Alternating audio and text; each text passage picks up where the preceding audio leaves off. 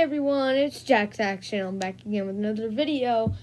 Today I am going to be doing a toy review, and I'm sorry I haven't been able to post lately. I have moved. You might have noticed that my room is different. I'm going to do a whole separate video on that. It's probably going to be the next one. And today I'm going to be reviewing the Action City Space Shuttle toy. And now I'm going to show you what it looks like right now. Here we have the Action Toys rocket. It is really cool, but I can't show it to you until I get a better position. So I'm going to go do that right now, and I'll see you then. Okay, now that I've got the camera into a better position, I'm going to now show you the actual toy. So I'm going to leave the actual shuttle for now, and I'm going to show you the little figurines you get. This one has a special pack, and they're almost like army men. That's what he looks like. Then we have what I call the metal detector guy. I don't know what he's looking for. It looks like he has some type of spy glass, and he's kind of looking for something. Then we have the repair guy, because it looks like he's holding a drill. You can take a good look at him. And last but not least, we have an American flag, so I guess you could set it on an area. And yes, I noticed this too. They made the floor blue. What in which reality is the moon blue? Is it in water? I don't think so. So I thought that was kind of funny. But now we're going to be moving on to the main ship. The ship comes on this nice stand, which is based on the actual mover that they used to move the space shuttle. Now, this isn't just a normal rocket. The space shuttle was made to orbit around the Earth, and it could then be reused several times instead of needing to be rebuilt like all the previous ones have been. So you could kind of pop it off, and I'll show you the stand. You see there's these little things that you can put the wings onto, and for the boosters, you can see there's little pegs in there. This is based on the actual one, and it does not move. Oh, wait. Yes, it does. There are very small wheels underneath it. I did not know that, but it does, in fact, move. Now, for the actual shuttle, I'm actually going to set this here once again because it's easy to review when ship is there. So, just for any of you who don't know the space shuttle, we have the two side boosters, which these are the things that mainly propel it up for the first 2 minutes. Then, after their 2 minutes is up, it falls out.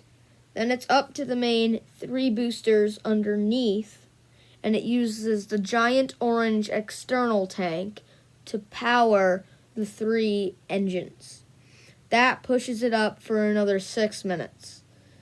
Then, for the final rest of the time, to give it the last boost it needs, it'll use the small thrusters that are what these are for, these little things, that have their own fuel inside of it, will give it that last push into orbit.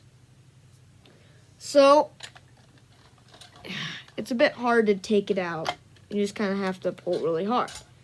So, you can see the boosters right here. These are the 3 main ones, and these ones up here are the 2 small ones.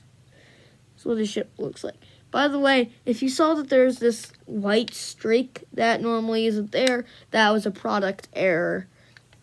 It also came with stickers, so you can pick the name of your rockets. The ones that lets you pick are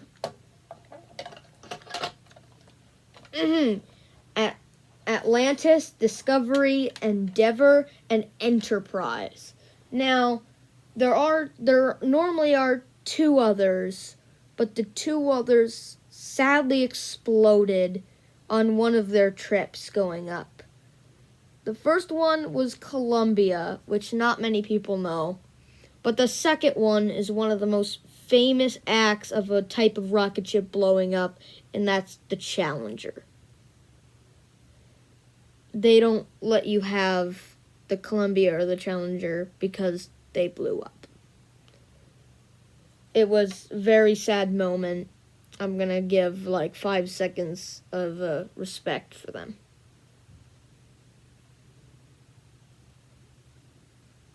Okay, moving on.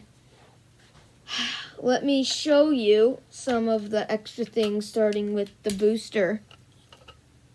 So, big orange external tank, and you can see the little pins that pin into the actual thing.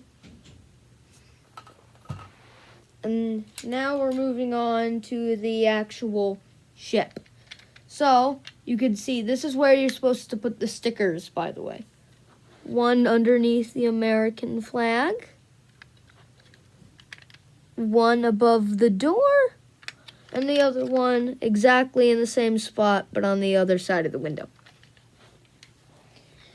Now you can see a few details. You see the United States, the NASA logo, the American flag. You can also see that there is a clear window that you could see through. And this is actually full die-cast metal, so don't completely worry about dropping it unless you're dropping it on like concrete or something. I almost did that on the first day I got it. Don't drop it on concrete. I almost did, but I caught it. Now I'm going to show you inside. You can see the engine. I don't know what this exact part is, but I'm pretty sure this is the engine. And I'm not getting this wrong. This is a real name for it. This is what's called the Canada arm.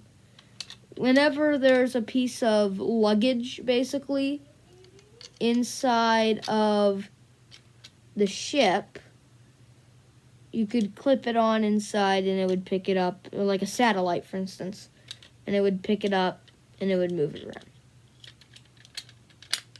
But I took it out because I don't want it to fall, so I just keep it in an area where I know it's safe. But that's basically the entire ship. I'll give you one last look at inside.